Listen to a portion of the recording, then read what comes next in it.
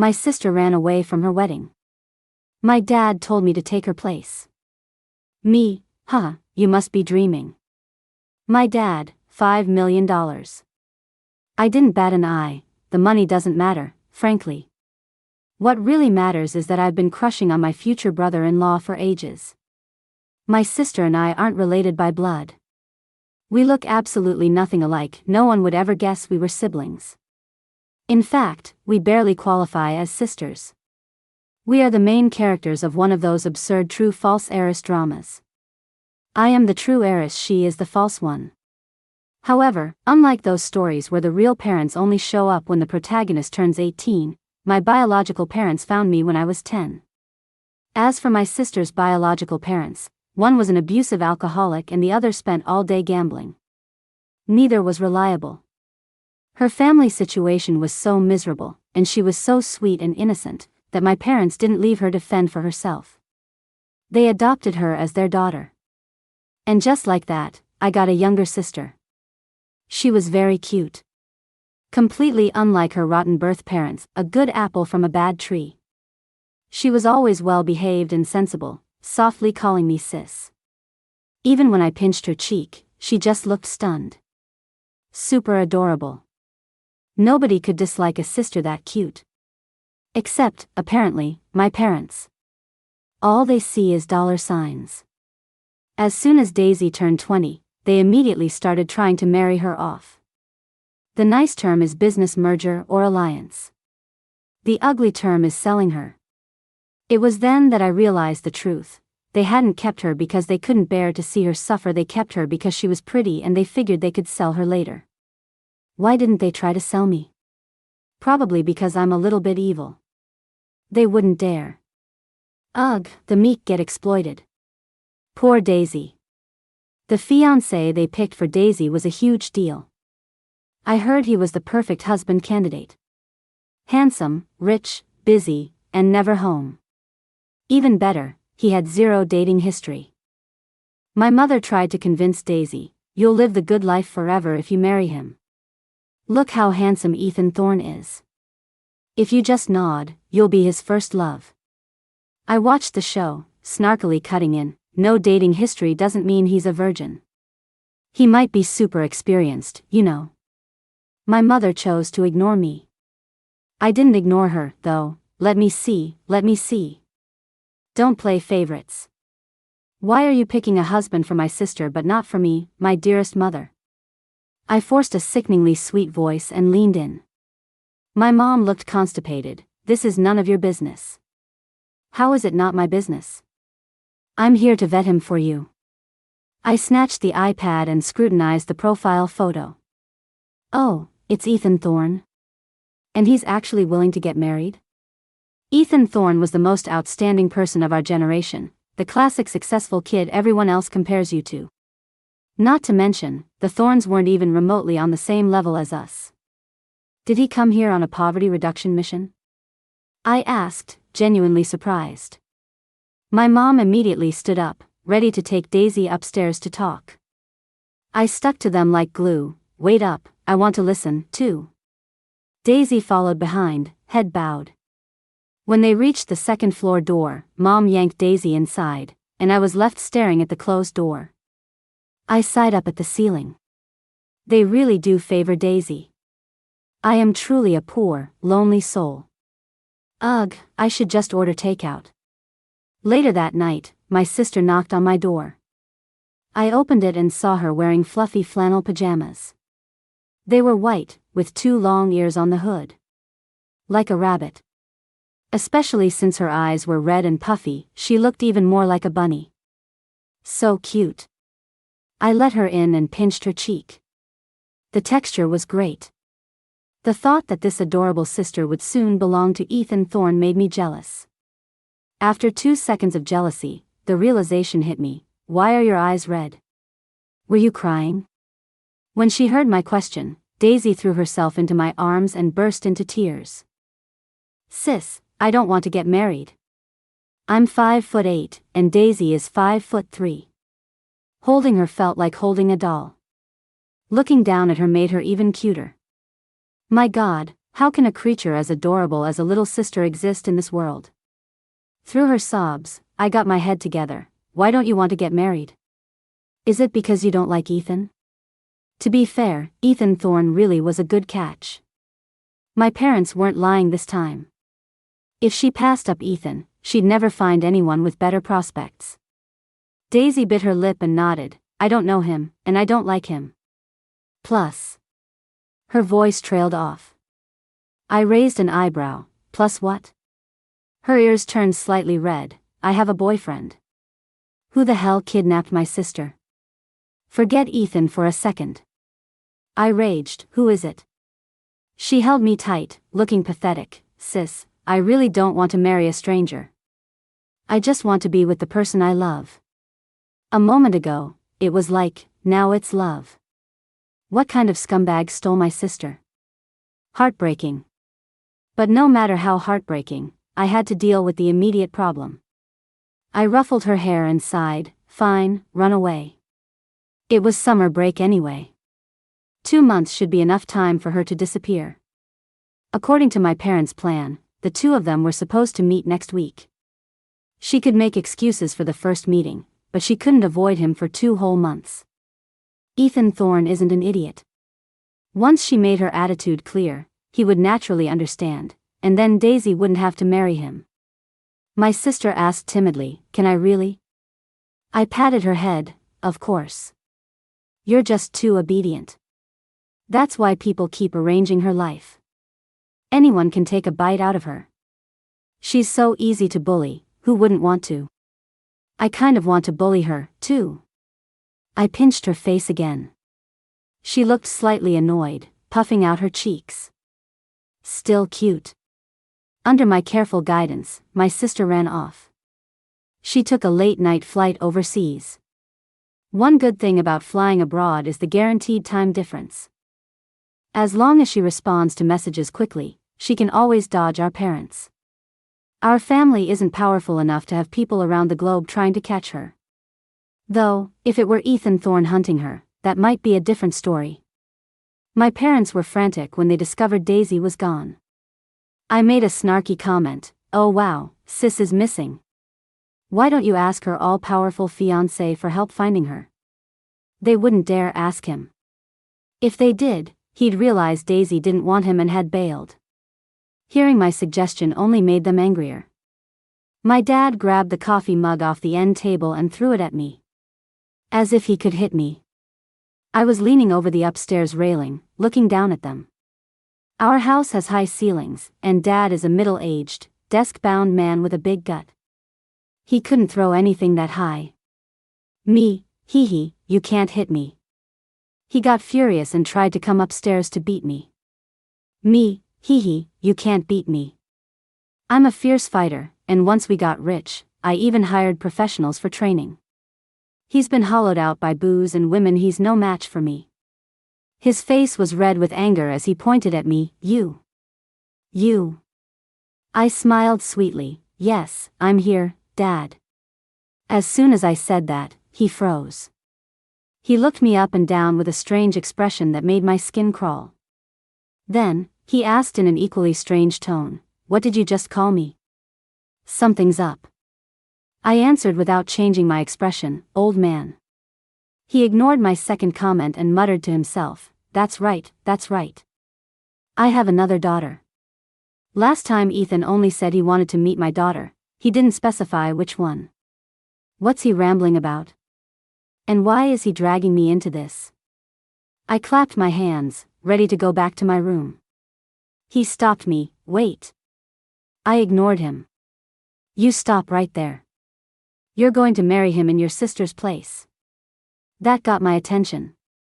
I stopped, turned, and looked at him. Me, haha, you are really delusional. Me, marry him? Has he lost his mind? He narrowed his eyes. $5 million, and you marry him. $5 million? Am I really that shallow? Of course, I'm not. I smiled. Okay, Dad. You know I've been eyeing my future brother-in-law for a long time. When do I get to meet him? The meeting with the fiancé was not urgent. To avoid offending Ethan, they decided to make some adjustments to me first. There wasn't much to adjust. Black straight hair, white simple dress. Anyone who looked at me would think I was a good, obedient girl. Even my face is the picture of innocent purity. I actually look more compliant than Daisy. Since they couldn't change my appearance, they started lecturing me about how I should talk. If you absolutely can't manage, just be mute. Me, that won't work. I grew a mouth specifically to talk. My dad, talk less. Me, depends on my mood. My dad, if you're in a good mood, will you talk less? Me, that depends on what makes my mood good. He got the hint. His phone screen lit up. Bank deposit notification, 1 million. TSK, he can casually transfer $1 million. I should have asked for more than 5 million. Ethan and Daisy had never met. Arranged marriages are truly strange. They could discuss the wedding without even having met. Especially since my family offered him absolutely zero benefit, he really was on a charity mission. I couldn't figure him out. I sat by the window in the coffee shop, resting my chin on my hand, stirring the hot milk in my cup boredly. It was too hot to drink. But I was thirsty. So, I ordered an iced milk, too. If I couldn't drink the hot one, the cold one was fine. My dad insisted I get to the coffee shop early to wait, saying I had to make a good impression on Mr. Thorne. A good impression? Ethan's face flashed through my mind, and I paused. Did I forget to tell them that I had met Ethan before? Whatever. It doesn't matter. Drinking milk is more important. I asked the server for 2 straws, putting one in the iced milk and one in the hot milk. Slurp. I took a sip of the cold one. So icy. But the flavor was bland. Hot milk is definitely better. I sipped the left, then the right, occasionally worrying about my already temperamental stomach, when a dark shadow fell over me, blocking the light. Why is he standing right next to me when there are so many open tables? I looked up, annoyed. The face I'd seen 800 times on an A4 sheet of paper over the last few days had stepped into my world as a real person. He sat down opposite me, his dark eyes swirling with hidden emotion. When I met his gaze head-on, he lowered his eyes, looking slightly flustered. His Adam's apple bobbed, and his deep, pleasant voice introduced him. Ms. Leong, nice to meet you. I am Ethan Thorne. I put down the straws and smiled sweetly. It's not the first time we've met, though. Hey there, Kat. Long time no see. I knew Ethan Thorne. I had run into him 3 times at different points in my life. The timeline spanned more than a decade. The first time was 13 years ago, the last was 3 years ago. My life was pretty monotonous, and I hadn't met many people. He was beautiful, the most beautiful person I had ever seen. Society is always kind to beautiful people, and so is memory. Ordinary faces fade and blur over time, but beautiful ones are like aged wine, only deepening with time. Or maybe it was because I never encountered another face as memorable as his. So, I remembered him. He might not remember me. Although I'm good-looking, too, he's rich and powerful. He must have plenty of gorgeous people around him. My sister, for example, is super cute. I rested my chin on my hand. Why aren't you saying anything? Don't you remember me? I pretended to clutch my chest. How sad. You don't remember me. Lies. It would be better if he didn't remember me. Our past encounters were never exactly pleasant. Since he said, "Nice to meet you," he definitely forgot. I waited patiently for his answer. Unexpectedly. Ethan Thorne, I remember. What do you remember? Ethan shot back. What do you want me to remember? I want you to forget. I was just teasing you. Huh, nothing. I avoided his gaze, unconsciously stirring the iced milk again. Alright, never mind that, let's stick to the script. He tilted his head slightly, waiting for me to continue. I wanted to tell him straight up that no one wanted to marry him, but then I remembered the $1 million I'd already pocketed. I couldn't be too blunt. I had to be subtle. I slowly said, "You don't need to be here on a charity mission." He repeated, showing confusion, "Charity mission? When the higher status person voluntarily proposes a marriage to the lower status person, what else is it but charity?" Anyone with half a brain would understand what I was saying. But for whatever reason, Ethan was playing dumb. I racked my brain for a delicate way to put it. "I think you deserve someone better." "Ethan Thorne, I don't agree." It was like, "It's not about what you think, it's about what I think." This conversation was going nowhere. If I didn't speak, he didn't speak. We just stared into each other's eyes. Very awkward. Fortunately, I have thick skin. As long as I'm not embarrassed, the embarrassment falls on the other person. I ordered 2 cups of milk, and I was drinking much slower than him. Heh. The staring contest ended, but he made no move to leave. I had nothing to do. Let me check what Daisy is up to. Feeding pigeons in Paris, and a pigeon pooped on her shirt. I liked the post. Comment, "Bad pigeon. No feeding next time." I zoomed in on the picture to look closely. The photo was taken by a river, and the water faintly reflected another person standing beside her. A man. I angrily posted another comment, "Who are you with?" "What man?" My sister was busy and didn't reply. I tapped the screen and scrolled through my social feed. No new updates. I sighed and put my phone away. I was about to ask Ethan how long he planned to sit there, but I looked up and saw he had been staring at me the whole time. He nearly made me jump. I had already been subtle twice. I earned the money. If Ethan kept staring at me, I wouldn't be able to sleep tonight. So I said clearly, "My sister has a boyfriend. Don't be a homewrecker." "Ethan Thorne, what about you?" "Me, I'm not a homewrecker either." Honestly, being stared at was better. That night, I was lying face down on my bed. The room light was off. It was cloudy, no stars, no moon, the sky was pitch black. Only my phone screen glowed with an eerie light. The chat window with Ethan Thorne. We had just added each other as friends that afternoon. My dad was ecstatic, praising me for not ruining things. Actually, I had ruined things. I just wanted my dad's money. The $5 million was paid up front, and the funds were in my account before I even met Ethan. I am a very kind person.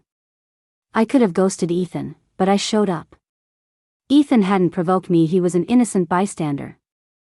Marriage, however, was out of the question. To prevent the tragedy of him preparing a wedding without a bride, I decided to be clear with him. I was clear. He didn't accept it. He even claimed he didn't want to meet my sister and that his target had always been me. Why is he so straightforward? If he talks like this, where are the misunderstandings? Where are the conflicts? Where is the plot development? In the chat box, Ethan asked, "Are you asleep?" Me, yes. Then who is texting me right now? Sleepwalking. The next reply wasn't text. It was a voice message. I hesitated for 2 seconds, didn't press the transcribe button, and listened to the message. He sounded like he was trying to soften his voice, not very skilled at it. Fortunately, his natural voice was already beautiful. It started raining outside the window. His deep, magnetic voice came through the receiver. Gentle, full of longing. Completely different from my initial impression of him. He said, "Joanna, after 13 years, I still crave love very badly. Would you be willing to spare me just a little, Joanna?" My first encounter with Ethan Thorne was 13 years ago, in the winter of 2012. We were both grade schoolers. I lived in a small southern town. The town wasn't big, life moved slowly. Wandering from one end to the other, you'd always see familiar faces. School let out early for kids, especially in the lower grades.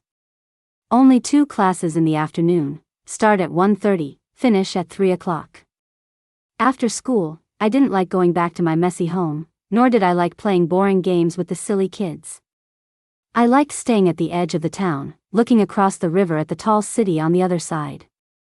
The city hadn't expanded outward yet, and the land across the river wasn't fully developed, so our small town wouldn't see growth anytime soon. The only connection between the two places was a regularly scheduled ferry. People carrying large bags crowded the deck, rushing to grab seats, selling candies. The ferry roared, gray smoke billowing from the top. The water was constantly pushed aside, disappearing into the vast, endless river, at least through the eyes of a child. I crouched on the riverbank, letting the cold wind howl over me. The wind blew a dead leaf into my hair and down my collar. Searching for the leaf, I looked up and saw a very handsome boy. He looked a little older than me. I was in second grade, I guessed he might be in third. He wore a small, adult-like suit and a tie, his expression wooden, like a beautiful doll. Not far behind him followed several strong, burly men. Few people ever came to this riverbank. Since he was pretty, I was willing to talk to him. I poked his arm, pointed at the men who looked like bodyguards, and asked, "Who are they?" He ignored me. I poked him again. He still ignored me. A child's time is worthless. I poked him relentlessly. He finally answered, "Bodyguards." I was disappointed. That's a boring answer.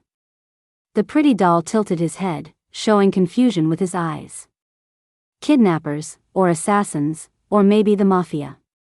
Haven't you seen TV? That's what happens in TV shows. He didn't speak. The pretty doll was a quiet doll. He would only answer once for every 5 or 6 things I said. Every day after school, I would see him by the riverbank. And every time, he was followed by that group of stern bodyguards. No matter how handsome he was, I couldn't keep doing all the work. My patience lasted only 2 days. Starting the 3rd day, we ignored each other. I occasionally sat by the river reading. I'd turn a page, the tide would roll over the flats. The distant ferry would rumble, pulling away from the dock again. Just another quiet, ordinary day. I closed my book, counting the people on the ferry when the silence was broken by a loud commotion. A woman in a fur coat and high heels appeared, crying hysterically. She rushed over to the beautiful, lost-looking doll next to me, gazing out at the river. She was sobbing. Her cries were sharp, like nails on a blackboard, painful to listen to. I covered my ears, but her voice was inescapable. "Ethan, call your father right now. Tell him you're dying. Tell him to come back." She sounded like a villain on TV, her face undisguisedly venomous. "That woman is pregnant.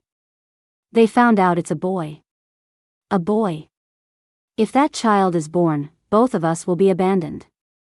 I took my hands away from my ears. Gossip is human nature, children are no exception. Little fish, shall you? Why not little cat? I like cats. Meow, meow, meow. The woman was lost in her own emotions. Today is our wedding anniversary, and he's with that woman outside. What is so great about those women? He won't answer my calls. "Ethan, help your mother, just this once." The little cat, no, the little fish, said nothing, as usual. Only the woman's crying continued, endless like the river water. After a long silence, the woman calmed down. I thought she had composed herself and was going to take her son home. The silence was broken not by her words, but by a loud slap. It wasn't just a slap. Her sharp, manicured fingernails sliced his cheek. Droplets of blood rolled into the woman's knuckles. She looked savage. "What good are you to me?" The bodyguards in the distance remained motionless, like trees standing against the wind on the bank, observing the assault. I was an observer, too. Watching him miserably endure the violence of the mother who once shared a heartbeat with him. A long moment later, I saw tears. Clear tears rolled down her cheeks. They weren't coming from the pretty doll's face, but from his mother's. She cried as she gently pulled him into a hug, softly singing him a lullaby. She told him, "I'm sorry." This exact scene played out in front of me 3 times. I started wondering if I was dreaming, as the lines were mostly the same. No, wait, there were slight differences.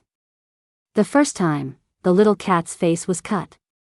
The second time, his arm was bruised purple. The third time, he was being choked, close to suffocating. He was almost dead. The bodyguards finally woke up and took away the still hysterical woman. He should have gone to the hospital, but he didn't. He sat silently on the riverbank, and I sat next to him. Suddenly, he asked me, if I jump, will I die?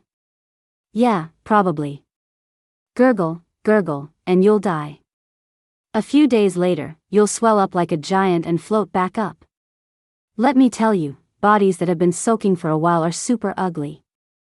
I saw one here once.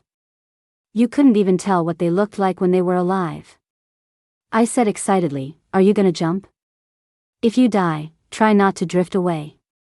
Once you swell up, I'll find a fishing net and pull you out.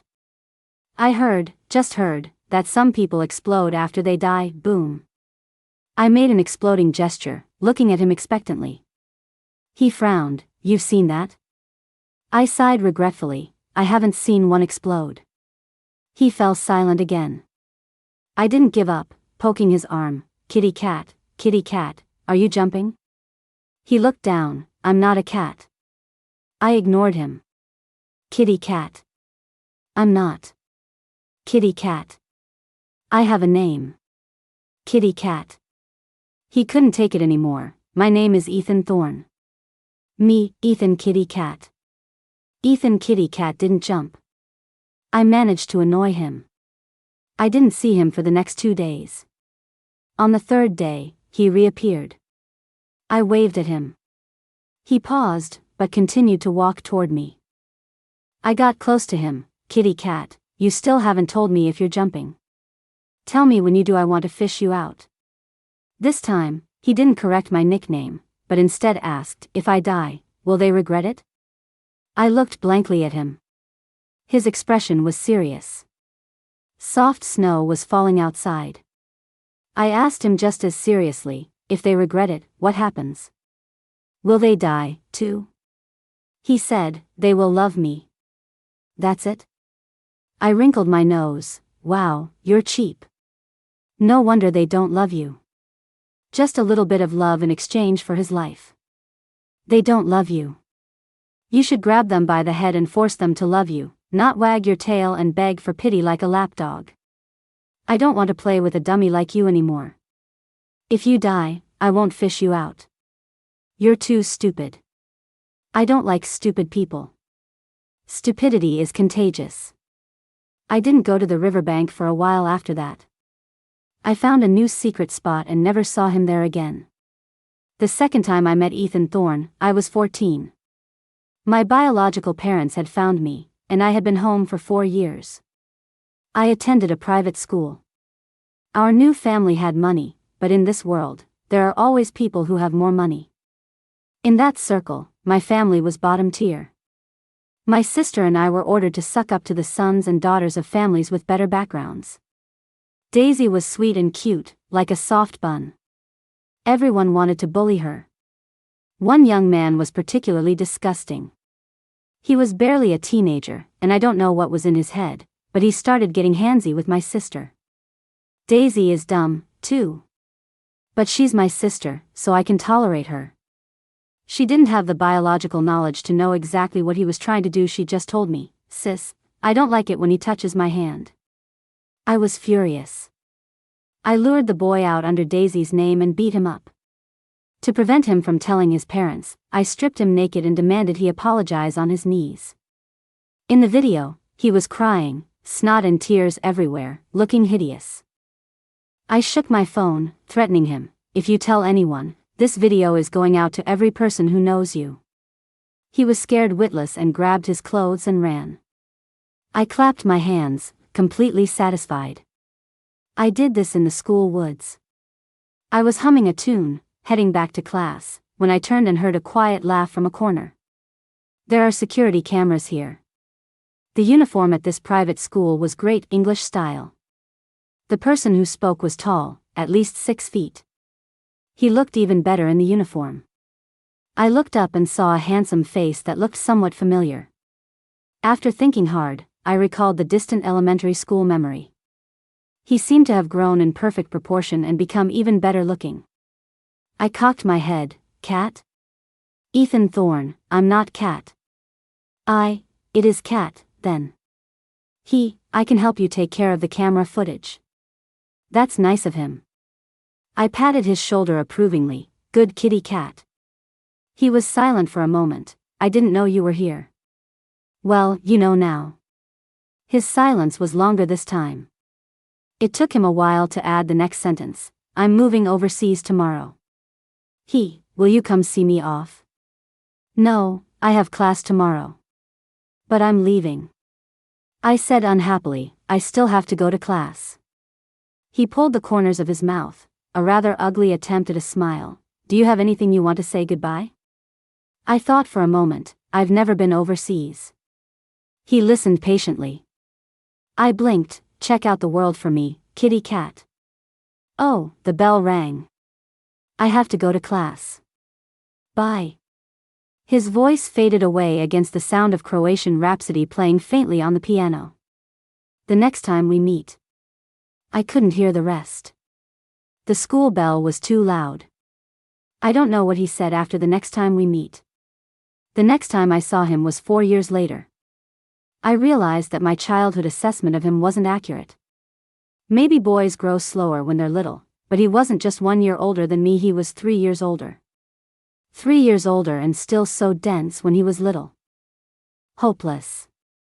I heard he skipped grades in high school and college abroad. When he returned, he systematically destroyed all his father's illegitimate children, then bundled both his parents off to a mental institution. The Thorne family became his kingdom. I was at some boring black tie gala, and his name was being thrown around so much, good things, bad things, always his name, my ears were ringing. I was annoyed.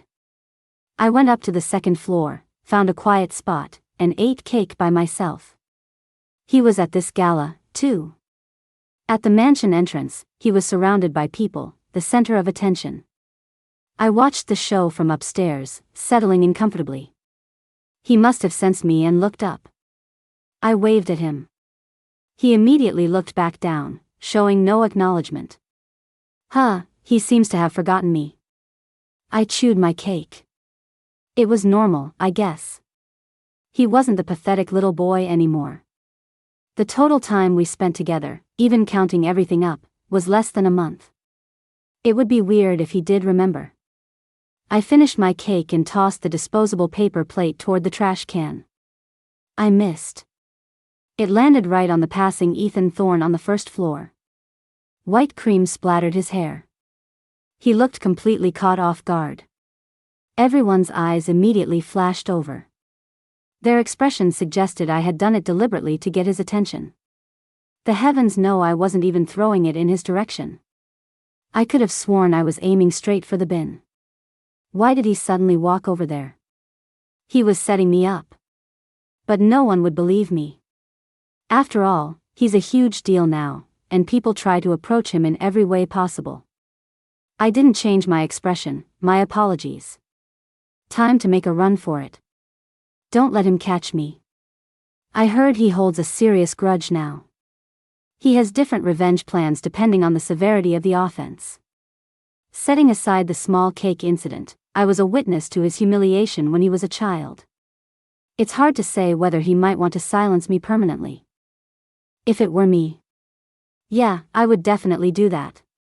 I would never allow anyone to know how pathetic I once was after I achieved success. Speaking of which, my adoptive parents are also in a mental hospital. We must have the same thought process. I better avoid him.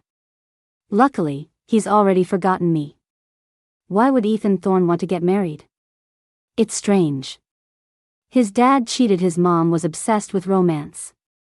The former produced a bunch of illegitimate children and drove his wife mad, ignoring his legitimate son. The latter, instead of tormenting her cheating husband, tormented her child. A guy from that kind of background wants to get married. But his qualifications are genuinely excellent. If he wanted to marry, people would line up.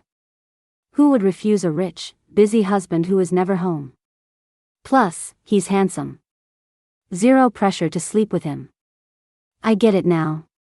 Though many people dislike their parents and try to escape their family origin, genes are passed down generation to generation. People unconsciously become like their parents. Ethan Thorne, like his mother, is obsessed with romance.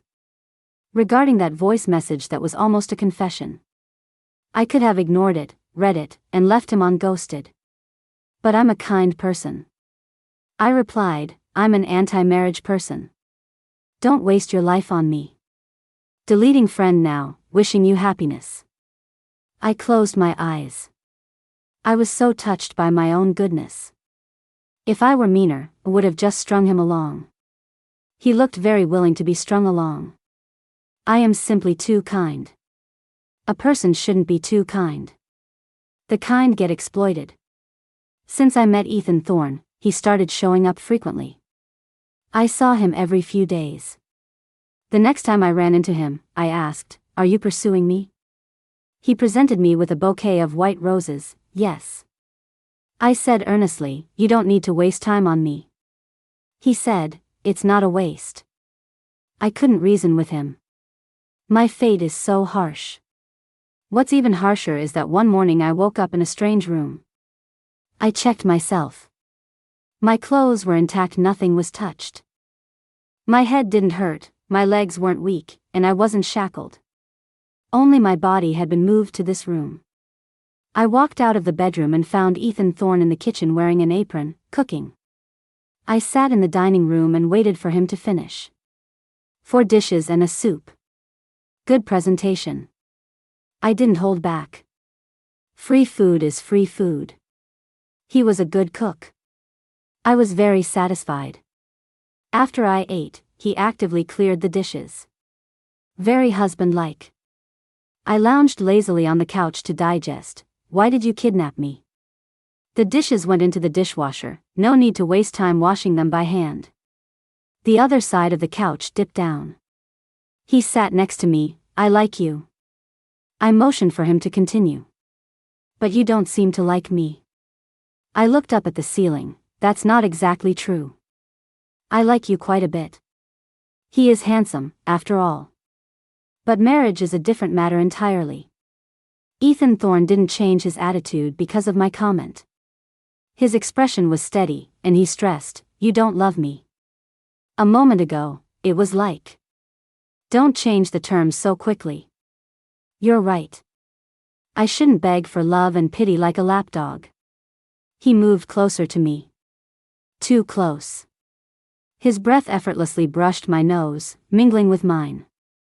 I knew exactly what his next sentence would be. I tried to save myself. A forced relationship won't be sweet. He lowered his head. His lips, cool and soft, pressed against mine. Just like my first impression of him. He whispered, "If you don't force it, you won't get the melon. If you don't twist it, you don't get the fruit." He clumsily parted my lips, exploring very unskillfully. Both our breaths grew ragged. Ethan's left hand cupped the back of my head, deepening the kiss constantly. I instinctively wrapped my arms around his neck. We drew closer, intertwining tighter and tighter. My legs wrapped around his waist. He asked in a low voice, "Do you want some post-meal digestion exercise?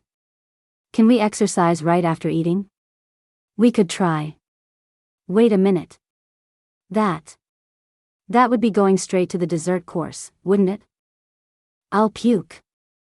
I couldn't find my clothes anywhere. I blindly reached for the sofa cushion and held it up to cover myself. I said weakly, "Post-meal exercise is bad for your health. I don't think we should." Ethan Thorne held up a small piece of fabric between his fingers. "Staying here tonight?" I blinked. "Will you let me go back?"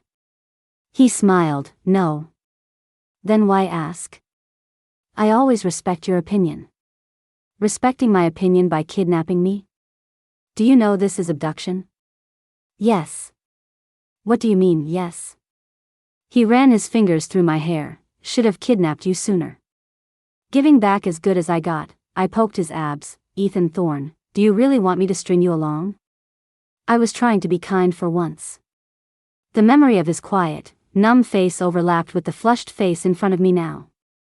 Clearly, the little boy was more pathetic, but I didn't pity him then. Now, as he panted underneath my palm, a sudden, cross-temporal wave of pity washed over me. I flipped over, sitting on his waist, looking down at him. His beautiful eyes were filled entirely with my reflection. I leaned down and kissed his lips first. His body stiffened.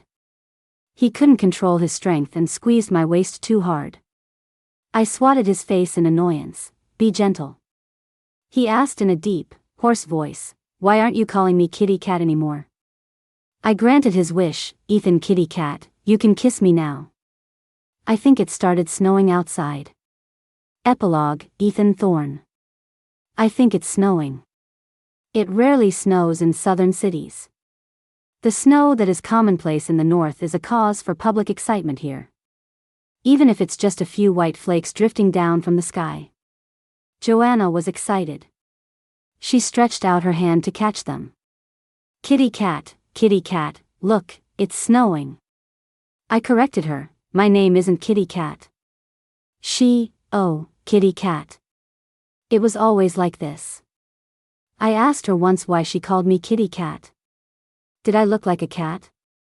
She answered matter-of-factly, "Your name is Ethan Thorne Siayu, right?" I didn't understand and looked at her quietly. She used her finger to draw a picture. Fish. I don't like fish. I like cats, so I'll call you Kitty Cat. It was completely impossible to understand her. She didn't need anyone to understand her, she just forced the nickname on me. She was excited about the snow for a while before settling down. The ferry at the dock set sail again, and she started counting the heads of the people on board. The things she did were also strange. The river water was churned murky by the ferry. I drifted off, remembering what Joanna had said yesterday. If I jumped in the river, I would die, and after death, I would swell up really big. If I died nearby, she could fish me out. She was so small, how could she possibly pull me out? My father and mother were fighting on the phone again. Last night, mother choked my neck and asked why I couldn't win father's affection. I murmured to Joanna, "If I die, will they regret it? Will they regret neglecting me, regret that their child was tormented by them until he took his own life?" Joanna looked shocked. She gave me a look that said I was an idiot. "You want to die just to make others regret it? Is that not allowed?" She called me cheap and stupid, saying I was a lapdog who only begged for mercy. She wasn't wrong. She stood up. Even standing straight, she was still small. If they don't love you, why don't you grab them and force them to love you? If that doesn't work, just kill them all. See if they choose to love you or choose to die. Only dummies threaten people with their own lives. Smart people threaten them with their lives. You're too stupid. I'm not playing with you anymore. She left angrily that day. The first day, she didn't come back. The second day, she still didn't come back. I stayed in this southern town for a long time, but I never saw her again. She seemed to really be done playing with me. A snowflake drifted onto my palm, melting from my body heat. She was right. Those who don't love me can be kidnapped. I stroked the length of her long hair in my arms. Including her.